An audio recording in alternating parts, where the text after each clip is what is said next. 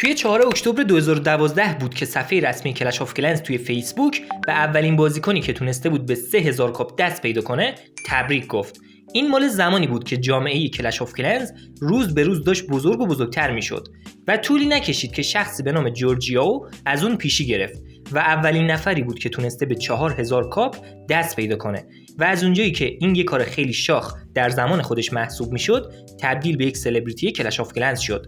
جورجیو ماها تونست جایگاه شماره‌ای که خودش رو حفظ بکنه و همه در تعجب بودن که اون داره چیکار میکنه که بقیه نمیتونن به اون برسن. در ادامه با ما همراه باشید. توی این ویدیو قراره تاریخچه تقلب کلش آف کلنز رو بررسی کنیم که شامل همه دوز و کلک‌هایی که بازیکنان در برهه‌ای از زمان از اون استفاده می‌کردن.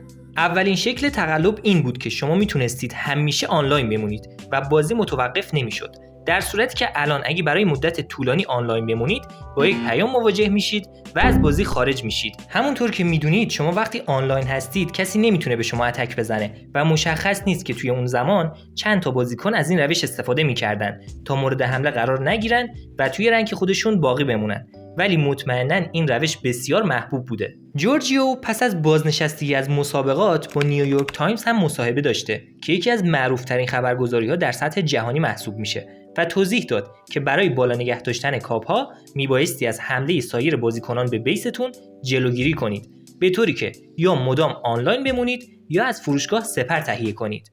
اون میگفت که آخر هفته ها هرگز آفلاین نمیشده و دستگاهش تمام روز همراهش بوده و مشخصه که جورجیو تنها کسی نبود که این کار رو انجام میداد و بازیکنان روش‌های منحصر به فردی برای این کار پیدا کرده بودن تا دستگاهشون بیدار بمونه بدون اینکه مجبور باشن اون رو مرتب چک کنن.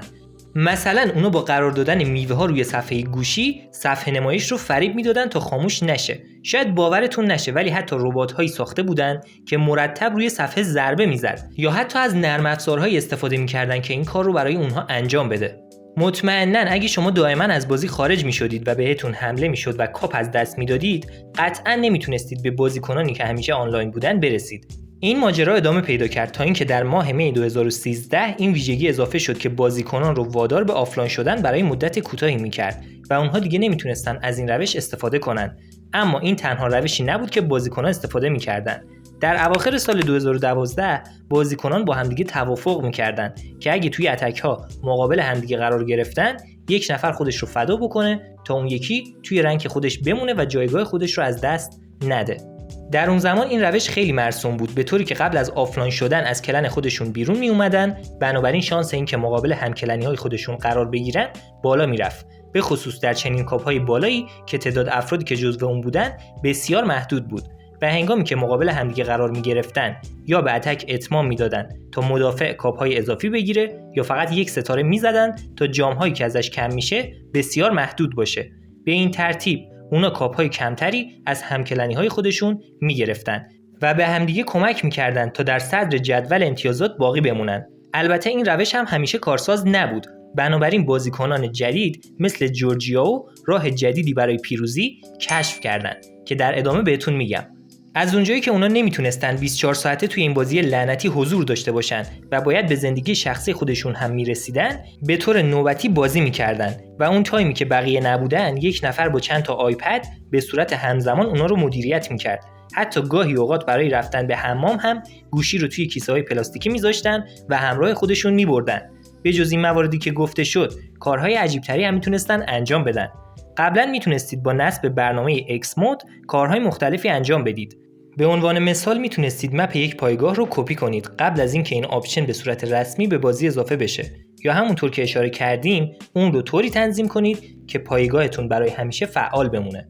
ولی همش همین نبود و با مرور زمان این قابلیت‌ها افزایش پیدا می‌کرد. به طور مثال شما میتونستید پارامترهای لوت رو تنظیم کنید. بنابراین فرض کنید که شما اون رو روی 200,000 تنظیم می‌کردید و تا زمانی که لوت شما 200,000 گلد یا اکسیر پیدا نکنه به جستجو ادامه میداد، که این رو میتونستید حتی برای کاپ، لول و تانهال هم تعریف کنید و حتی این قابلیت رو به شما میداد که از هر شخصی که دوست دارید بازدید کنید و اتک آزمایشی بهش بزنید و حتی تله ها رو ببینید و همین باعث میشد که افراد قبل از شروع وار به حریف حمله کنند و این منجر به وارهایی میشد که همه اتک ها 3 ستاره و بی‌نقص بودند.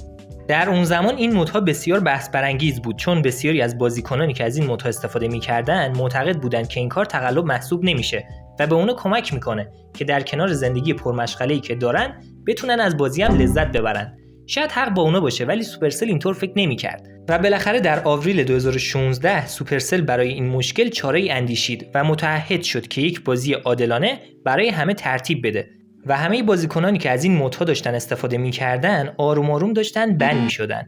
با این حال هر چقدر که این مدها محتاطانه تر طراحی می‌شدن، تلاش سوپرسل برای پایان دادن به اونا بیشتر می‌شد و در نهایت بازیکنان متوجه شدند که در صورت استفاده از این مدها هیچ تضمینی برای امنیت اکانتشون وجود نداره و این مدها به آرامی شروع به ناپدید شدن کردن و به خاطر همینه که امروزه حتی اسمی هم از اونا نمیشنوید.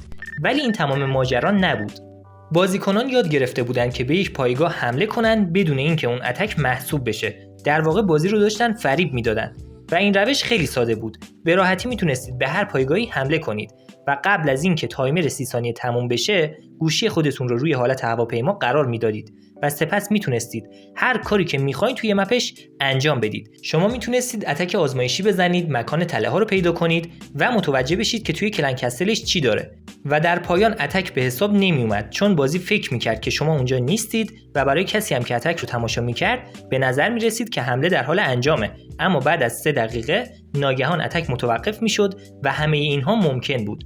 تا اواسط سال 2015 شما میتونستید مثل اتک ها از حمله وارتون عقب نشینی کنید قبل از اینکه نیروی استفاده بشه، تا اینکه در 30 آوریل 2015 بازی این دسترسی رو محدود کرد.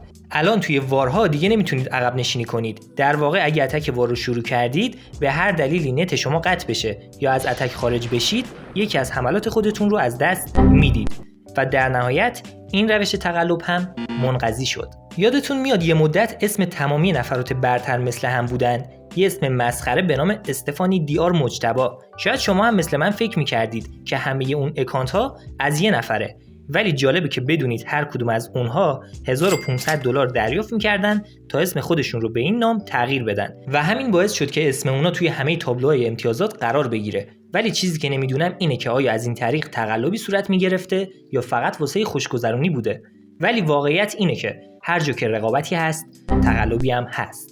امیدوارم که از دیدن این ویدیو لذت برده باشید. مطمئنا روش‌های تقلب بیشتری هم توی بازی وجود داره که اگه دوست داشته باشید توی ویدیوهای بعدی مفصل راجبش براتون صحبت میکنم.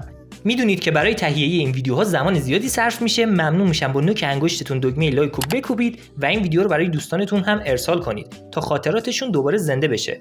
و اگه به این دسته از ویدیوهای کلش آف کلنز علاقه دارید، کانال رو سابسکرایب کنید و زنگوله کنارش هم فعال کنید تا ویدیوهای بعدی رو از دست ندید. خیلی دوستتون دارم. تا ویدیوهای بعدی، خدا نگهدار.